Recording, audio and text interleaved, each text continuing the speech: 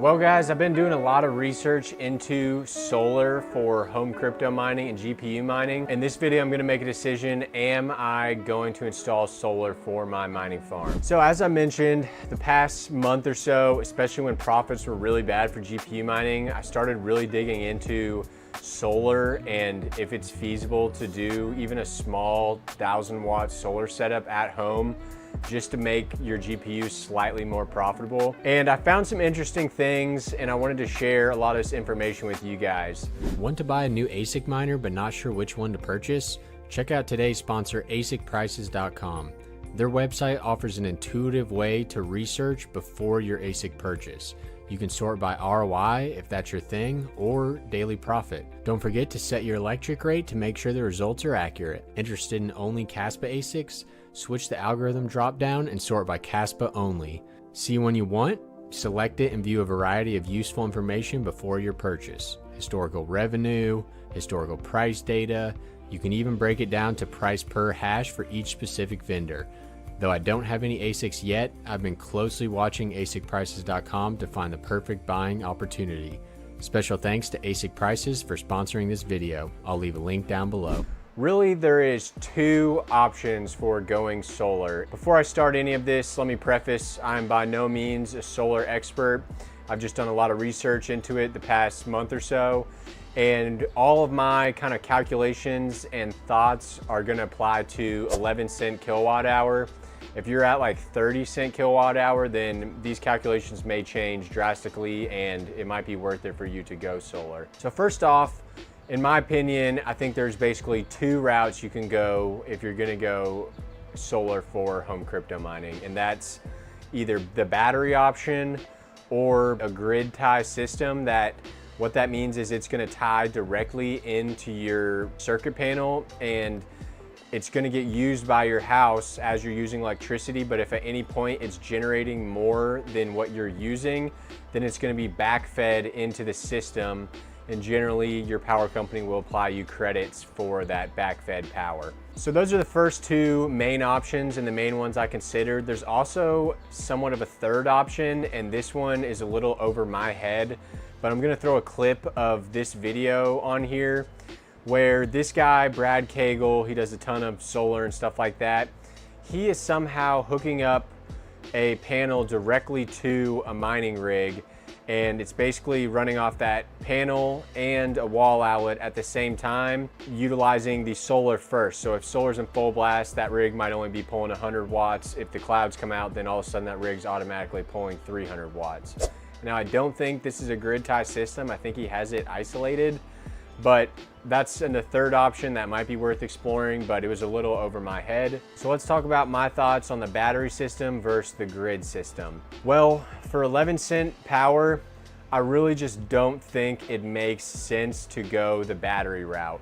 And that's because the batteries are so expensive for home crypto mining that it's gonna take your ROI just too far to the point where it's really not worth it to get those batteries. And I'm not even sure exactly what the price is for those batteries, but I know they're expensive, and I know that even a grid tie system is borderline too expensive to make it worth it. So the batteries themselves are just, your ROI is gonna be way too long if you're getting them solely for crypto mining. So what are my thoughts on the grid tie system then? Well, when I first heard about it, I was looking into this company called Hoy Miles, and they build microinverters. So basically you can just take two 500-watt panels and plug them into one like $300 microinverter, and then you have the cables to get it to your house, which are somewhat expensive if you have a long run. The closer you can get it to your house, the cheaper it's gonna be. But then you just wire that into your panel and boom, you have a grid tie system for a $300 microinverter and maybe $500 worth of panels if you can get a good deal on them. So that really piqued my interest. A grid tie system for $800, that seems awesome. But there's some caveats to that I didn't realize until later. So if you do a grid tie system and you're gonna be backfeeding power to the power company, then you need to get permits and basically get approved, because the power company needs to know if you're gonna be backfeeding watts onto their network basically. And the issue comes with that permit. You have to get full engineering plans done for your system, how many kilowatt hours it's gonna produce, etc. And that plan, you normally need to hire an engineer to do it. So that takes that grid tie system from a very budget option to pretty expensive. And I didn't get full quotes on that, but it was gonna be pretty expensive. So that somewhat kind of rules out the grid tie system if you have to get all of these permits. But there is another option for the grid tie system, and it's a little riskier, but something that I was considering but ended up not really jumping into, is that if you have that, let's say 800 watt system that I said with the 2 panels and your Hoy-Miles inverter, you can run that directly into the PDU that's running your mining rigs. And basically, if you're always using more power than the solar that's being generated, then nothing is being backfed to the system, and your power company would have no idea that you're actually using solar. Now that's super enticing. That allows you to skip that whole permit process and get up and running for less than $1,000 for a pretty significant system. The issue is, the more I started thinking of it, is what happens if I lose internet for 30 minutes and these rigs drop down to using 500 watts and my panels are still outside generating 1,000 watts. Well, now I'm backfeeding and I can't control it. It's just because the internet dropped. Or if I want to reboot a rig to update a flight sheet and the power drops for a second, those solar panels are going to be inputting to the grid. So it sounds like a better idea than it really is. I knew that at some point I would make a mistake, forget to unplug the panels or something before I turned off a rig, and the power company would end up finding out about that. And at that point, I didn't want to be $1,000 invested into solar, and the power company either forced me to turn it off or forced me to get permits, which would add another $2,000+ to my small little solar operation. So real quickly, I wanted to give a shout out to Todd from North Carolina Solar Electric LLC. He was super helpful in basically answering any questions I had on the solar stuff, because I was diving in and just had a lot of questions on it. Todd has a YouTube channel, I'll link down below, and he's got a website for his business. If you have any questions on solar or maybe even want to get a solar setup, he can help you out. He was incredibly helpful, and his YouTube channel is also great for just some basic understanding. So thank you, Todd. I'm gonna leave all his information down below. So if you haven't already noticed, I'm not gonna go for solar.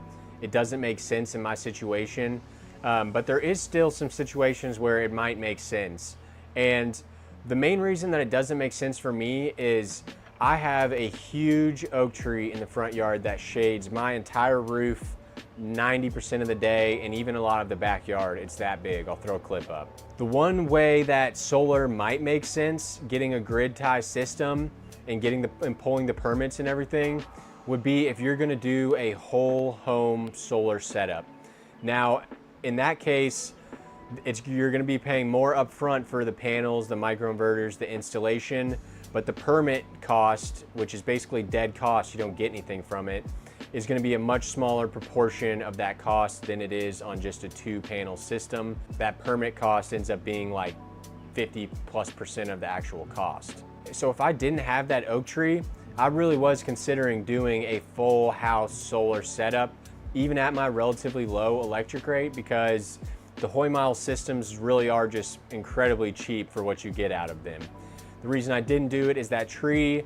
And if I was gonna take the tree down, that's like another $10,000, and then ROI for this whole project's just out the window. So for you guys, things to consider: if you're at 30-cent power, maybe it does make sense to look into solar.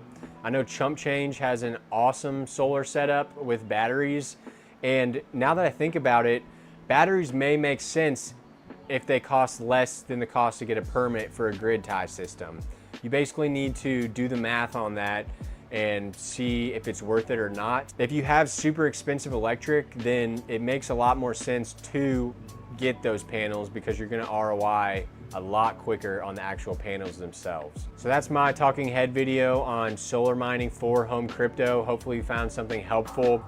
If you're not gonna go solar and still wanna know how to save your GPU mining farm and prevent turning off Check out this video. I go through a bunch of things that I did to keep my farm running when profits are low.